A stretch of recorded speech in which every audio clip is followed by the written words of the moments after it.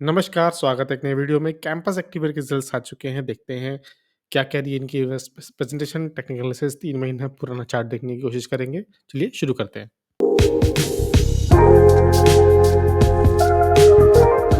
तो business highlight देख लेते हैं सबसे पहले। अपनी इन्वेस्टर प्रेजेंटेशन में उन्होंने की पिलर्स बताए हैं मोड के लिए, इनके पास बिज़नेस मोड नहीं है। कैंपस एक्टिवेयर अलग-अलग सेगमेंट्स के लिए बनाता है। मिडल इनकम सेगमेंट के लिए काफ़ी जाना जाता है। जहाँ थोड़े से चीपर, थोड़े से महँगे, उनके बीच का सेगमेंट होता है वहाँ। आगे चल के हम इसे कंपैरेटर पे देखेंगे। तो इस टोटल इसको इग्नोर कर देंगे इसको।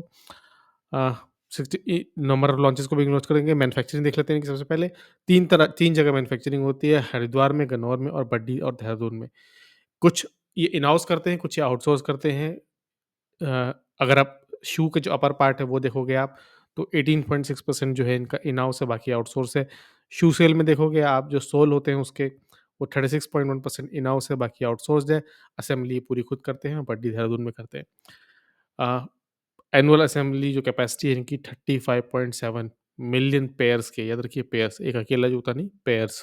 तो डायरेक्ट टू कस्टमर भी देते हैं और डायरेक्ट टू बिज़नेस भी देते हैं, ऑनलाइन, ऑफलाइन दोनों देते हैं। इनका अपने डिस्ट्रीब्यूशन, अपने इनके खुद के शोरूम्स और चैनल्स भी हैं। अब हाइलाइट्स में उन्होंने ज़रूर मेंशन किया है कि इनको अलग-अलग तरीके से कहाँ से इन्होंने प्रचार किया।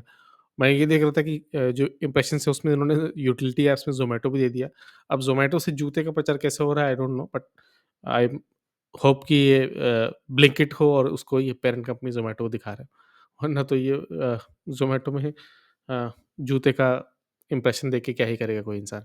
बिज़नेस परफ़ॉर्मेंस देख लेते हैं। बिज़नेस परफ़ॉर्मेंस में इस क्वार्टर में देखिए, ये Q2 FY25 है और ये Q3, यानी क्वार्टर टू क्वार्टर देखोगे आप, तो अच्छा खासा जंप आया है। देखिए आप क्वार्टर-ऑन-क्वार्टर देखोगे तो 54 पॉइंट, यानी ऑलमोस्ट आधे बढ़ गया है। एबिटा देखोगे आप, 100% का यहाँ पे मूव है क्वार्टर-ऑन-क्वार्टर। अगर आप पैट देखोगे 14.3 से बढ़ के 46 पॉइंट, यहाँ भी दुगने से भी ज़्यादा हो गया। तो क्वार्टर-ऑन-क्वार्टर अच्छी इनको एबिटा मार्जिन्स आए हैं, पैट मिला है। अगर आप ईयर ऑन ईयर देखोगे वहाँ पे सेल्स तो ठीक है, कम बढ़ी है, 9.1% ही है, लेकिन यहाँ पे भी एबिटा और पैट में इंक्रीज़ है सिग्निफिकेंट, बहुत ही सिग्निफिकेंट इंक्रीज़ है। यहाँ पे आप देखोगे वॉल्यूम में बहुत ज़्यादा फ़र्क नहीं है, 69.3 से 76.2, 10% ही ईयर ऑन ईयर है, लेकिन उसके मुकाबले में एवरेज सेलिंग प्राइस और शू प्राइस जो है, वो भी 675 से 682 आया है। देखिए बहुत महँगे जूते बेचते नहीं हैं, बहुत महँगे जूते चलेंगे भी नहीं, बहुत कॉम्पिटिटर काफ़ी है और स्ट्रॉन्ग भी हैं। तो इस बार इनके रिज़ल्ट्स ठीक आए हैं, जिसको हम आगे चल के और डिटेल देखेंगे। लेकिन इस बार result quarter quarter, year on year दोनों जगह ठीक आए हुए देखने हमको मिल रहा है। अगर आप इनका स्टेटमेंट ऑफ प्रॉफिट्स लिखोगे तो एक्सपेंसेस देखने हैं हमको यहाँ पे। रेवेन्यू तो हमने देख ही लिया किस तरह से बढ़ रहा है। हमको यहाँ एक्सपेंसेस भी देखने हैं। तो अगर हम देखो, ये है Q3 लास्ट ईयर का, यानी ईयर ऑन ईयर कंपेयर कर रहे हैं, तो year on year employee cost थोड़ा-सा बढ़ा है, ठीक है, चलता है। अगर आप देखोगे एडवर्टाइज़मेंट भी थोड़ा-सा मार्जिनली है, अदर एक्सपेंसेस भी ठीक है। एबिडा में हमको यहाँ पे देखना है कि एबिडा पस में 12.2% से 16.6%, तो क्लियरली एक जंप है, अच्छा खासा जंप है एबिडा में, जिसको रिज़ल्ट में हम रिफ्लेक्ट करता हुआ देख रहे हैं। तो कैंपस एक्टिवेयर में काफ़ी टाइम के बाद वॉल्यूम देखने को मिली है सेल्स में। देखिए रेवेन्यू आप देख रहे हो 433, 465, 472, 500 इसने टच नहीं किया था, यहीं ये स्ट्रगल कर रहा था और लगातार काफ़ी पिट रहा था, जिसकी वजह से इसके स्टॉक वैल्यू भी नीचे जा रही थी। इस क्वार्टर में जंप आया है, अब देखना है क्या ये वन ऑफ है कि नहीं। कोई जो इसकी नंबर ऑफ वॉल्यूम है, जो उस पे बहुत ज़्यादा जंप नहीं है, लेकिन हाँ, वो भी जिस तरह से लगातार डिक्लाइन जा रहा था, वहाँ से आप देखोगे तो क्वार्टर-क्वार्टर सिग्निफिकेंट जंप है। अब जो हमको देखना है एवरेज सेलिंग प्राइस, जो एएसपी है, ये बहुत ज़्यादा नहीं बढ़ा है। अगर आप ईयर ऑन ईयर कंपेयर करोगे तो इनफैक्ट डिक्लाइन ही है। 681 था, इस बार देखिए 675 है। इसको बढ़ना चाहिए, जब तक ये बढ़ेगा नहीं इनका एबिटा और हेल्दी नहीं होगा, ओवरऑल होलिस्टिक व्यू में अच्छा नहीं होगा।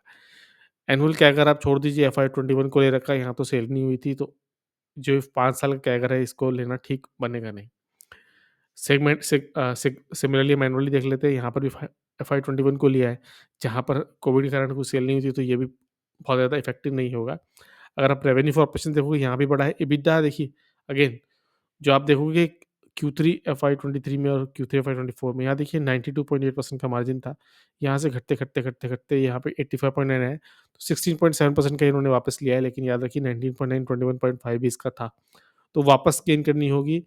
इस अगर ये लगातार ऐसे रिज़ल्ट डाला दिया तब तो ठीक है, लेकिन ये वन ऑफ हो जाएगा।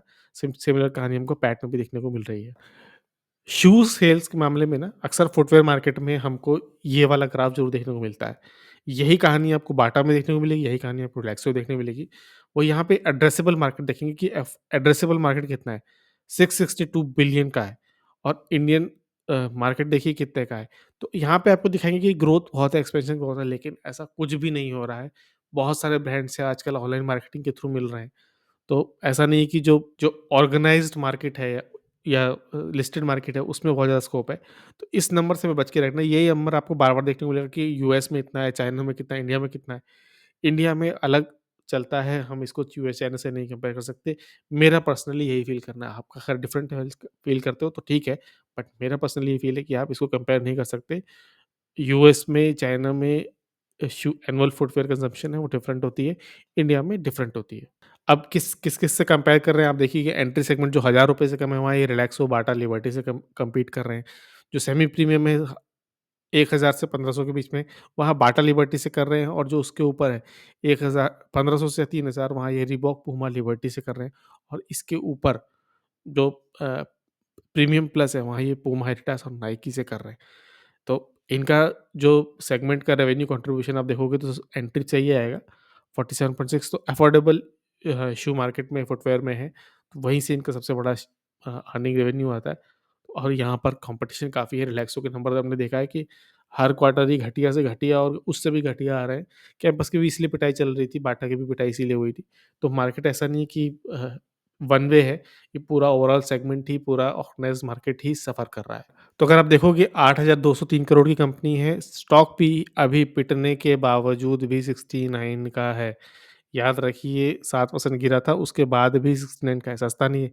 और यही कहानी इसके पीयर के साथ भी है। अगर आप इसके पीयर से कंपेयर करोगे, तो मेट्रो ब्रांड्स को छोड़ दीजिए क्योंकि वो तो कुछ प्रॉफ़िट कर भी रहे हैं। रिलैक्सो देखिए 66 का है, कैंपस 69 का है।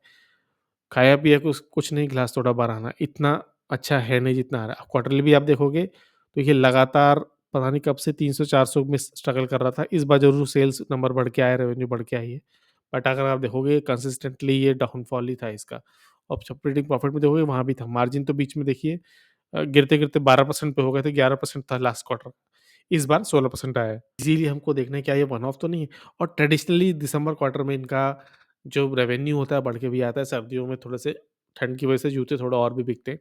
अगर आप देखोगे 12% यहाँ पर था, अगर आप देखोगे दिसंबर 22 में 20%, 21% उसके बाद डिक्लाइन रहता है। तो क्या ये वन ऑफ तो नहीं था? हमको इसको फ़ॉलो अप करके ज़रूर देखना पड़ेगा। सिमिलरली कहानी यहाँ पर भी आती है। अब इसके इन्वेस्टर्स में आ जाओगे तो देखोगे कि मेजॉरिटी जो है प्रमोटर्स के पास ही लेके बैठा हुआ है, तो ऐसा नहीं है मार्केट में फ्लोट बहुत है। एफआईज़ के पास बहुत छोटा-सा पार्ट है, वो भी क्वार्टर-क्वार्टर डिक्लाइन है, डीआईज़ के पास भी है, वो भी क्वार्टर-क्वार्टर डिक्लाइन है, ऑलमोस्ट 11.5% है। रिटेल ने थोड़ी ज़रूर बाय की है, पब्लिक ने थोड़ी-सी ज़रूर बाय की है, लेकिन ये इतनी सिग्निफिकेंट है नहीं। तो चार्ट आपके सामने पेश है, ये 3 महीने पुराना चार्ट है क्योंकि सेबी की गाइडलाइंस है, लेटेस्ट मार्केट हम दिखा नहीं सकते, 3 महीने पुराना दिखा सकते हैं। तो ये नवंबर तक का ही है, उसके बाद आप खुद जानिए। तो नवंबर भी क्या, अक्टूबर के एंड तक ही है ये। तो आपको देखना है कि हमने यहाँ इस पे पहले भी डिस्कस किया था कि 200 डेमा ब्रीच हो रहा था यहाँ पे और एक इन्वर्टेड हेड एंड शोल्डर बन रहा था। ऊपर से काफ़ी पिटा है, अगर मैं इसको वीकली बेस पे लगाऊँ तो आपको दिखाई देगा कि ऊपर से काफ़ी नीचे आया था और उसके बाद हमने यहाँ एक इन्वर्टेड हेड एंड शोल्डर और ब्रेकआउट जो कि इसकी वैल्यू पूरी इसका ये टारगेट पूरा हो चुका है, वहाँ से नीचे आया था। अब ये और भी नीचे है, किस तरह का नीचे है आपको देखना पड़ेगा, मूविंग एवरेज लगा के देखना पड़ेगा। बट हमको याद करना है कि ये कहाँ से नीचे आया, ये भी याद रखना है। तो अगर आप देखोगे इसका टॉप से इसका लो में 70% का डिक्लाइन था, अभी भी इसमें काफ़ी डिक्लाइन है। अच्छा रिज़ल्ट आने के बावजूद भी ये उतना नहीं चल पा रहा है। कब देखिए क्लियरली हमको यहाँ डाउन पैटर्न देखने को मिल रहा है, रिवर्सल आने के यहाँ टारगेट पूरा होने के बावजूद भी नीचे है। जब तक हायर वीकली बेसिस पर higher high, higher low pattern नहीं बनेंगे इसमें हम जाएँगे नहीं और ये जाने के लिए फंडामेंटली इसको बढ़िया होना पड़ेगा। हर अगला क्वार्टर रिज़ल्ट अच्छा देना पड़ेगा। मैं इन्वेस्टर प्रेजेंटेशन सुन रहा था, वहाँ पे बहुत सारे इनके इन्वेंटरीज़ के बारे में डिस्कशन था। जो बीआईएस इन्वेंटरी और नॉन बीआईएस इन्वेंटरी है, उसके बारे में बात हो रही थी, जहाँ ये बोल रहे हैं कि वो लगभग सिर्फ़ 10% पुरानी इन्वेंटरी बच गई है। आगे चल के इम्प्रूवमेंट देख देख देख सकते हैं। तो हमें इन्वेस्टर प्रेजेंटेशन पे कॉन कॉल पे ध्यान रखना पड़ेगा। क्या नई सेल्स आ रही है? क्या पुरानी इन्वेंटरी घट रही है? नई डिमांड किस तरह है? उसके बाद ही हम इसमें डिसीज़न लेंगे। याद रखिए पूल के भी किसी एंगल से कोई बाय सेल रिकमेंडेशन नहीं है, चार्ट 3 महीने पुराना था, इस बात को याद रखेंगे। अपनी एनालिसिस करिए नया चार्ट लगा के। ये पुराना था 3 महीने चार्ट। वीडियो अच्छा लगा हो, एनालिसिस अच्छी लगी हो, लाइक, शेयर, सब्सक्राइब। हेल्प करिए छोटे चैनल को ग्रो करने में।